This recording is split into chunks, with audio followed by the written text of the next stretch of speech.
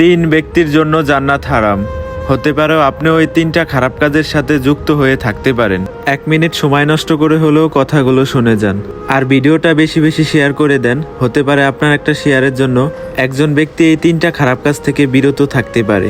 3 ব্যক্তির জন্য জান্নাত হারাম। 1, মুদমিনু খামরিন, যে মদ খায়, নেশা করে। নেশাখোরের জন্য জান্নাত হারাম। নেশাখোর, মদখোর, গাঞ্জাখোর, ফুট্টাখোর, বাবাখোর, ডাইলখোর, এ জান্নাত তার জন্য হারাম। 2 নাম্বার হলো আকুল ওয়ালিদাইন, পিতা মাতার অবাধ্য সন্তান। মা বাপকে যে কষ্ট দেয়, মা বাপকে যে নাফরমানি করে, মা বাবার যে অকৃতজ্ঞ, মা বাবাকে যে জুলুম করলো, মা বাবার হক আদায় করলো না। আল্লাহ রাসূল সাল্লাল্লাহু আলাইহি ওয়াসাল্লাম বলেন জান্নাত তার জন্য হারাম। আর 3 নাম্বার, শুনতেছেন সবাই? সজাগ তো সবাই? 3 নাম্বার ওয়াদাইয়ুস।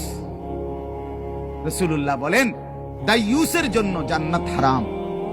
এখন প্রশ্ন হলো দাইয়ুস কে? খোদার কসম বাপ, এটা আমারও বলা না, আপনার কোন আলেমেরও না, আল্লাহ রসুল বলে দিছে। দাইয়ুস কাকে বলে? রসুল বলছে ওয়াদাইয়ুস আল্লাযী ইউকিররু আহলাহু আল খুবুস।